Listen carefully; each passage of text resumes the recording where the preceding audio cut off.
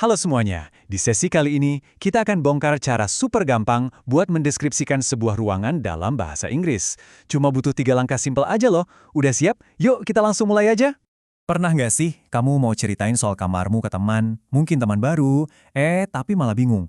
Aduh, mulainya gimana ya? Tenang aja. Selesai dari sini, saya jamin kamu bakal pede banget buat ngejelasin ruangan apapun. Ini skill yang penting banget buat ngobrol sehari-hari loh.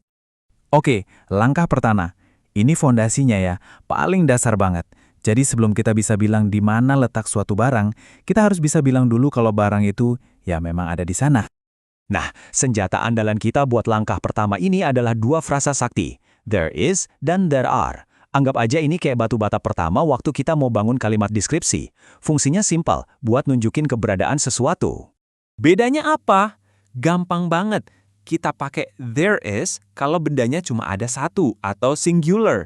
Terus, kita pakai there are kalau bendanya lebih dari satu, alias plural. Simple kan? Coba kita lihat contohnya biar makin jelas. Oke, kita fokus dulu ke there is. Lihat deh, ada 3 bentuk di sini. Kalau kalimatnya positif, kita bilang there is a book. Kalau negatif, tinggal tambahin not di tengah. There is not a book. Nah, kalau mau nanya, tinggal dibalik aja posisinya. Is there a book? Tuh kan, gampang banget polanya. Biar makin kebayang, ini contoh lengkapnya, there is a book on the table. Kalimat ini jelas banget ngasih tahu kita kalau ada satu buku di suatu tempat. Ingat ya, kita pakai is karena bukunya cuma ada satu, a book. Lanjut, sekarang giliran there are. Polanya sama persis kok, cuman ini buat benda yang banyak. Kalimat positif, there are people. Negatif, there are not people. Buat nanya, are there people? Tuh kan, gampang. Oke, kita udah bisa bilang kalau ada benda di suatu ruangan. Nah, sekarang biar deskripsi kita makin keren dan detail, kita harus bisa kasih tahu posisi tepatnya di mana. Buat ngasih tahu posisi, kita butuh yang namanya preposisi.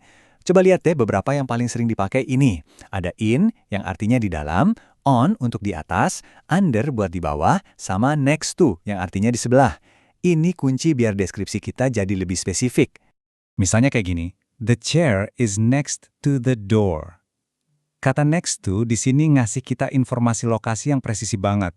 Jadi kita langsung kebayang, oh, kursinya itu ada persis di sebelah pintu.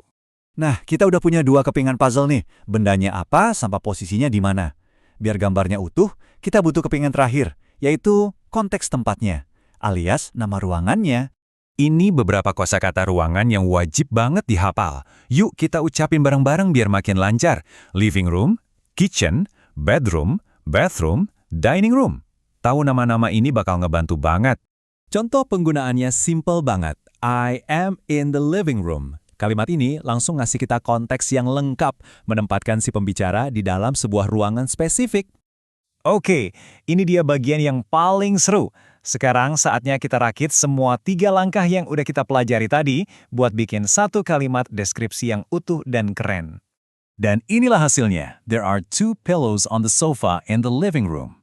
Keren kan? Coba kita bedah bareng-bareng. There are, itu langkah pertama kita kan, menyatakan keberadaan. On, ini preposisi dari langkah kedua, buat nunjukin posisi. Dan terakhir, in the living room. Nah, ini dia nama ruangannya, langkah ketiga kita.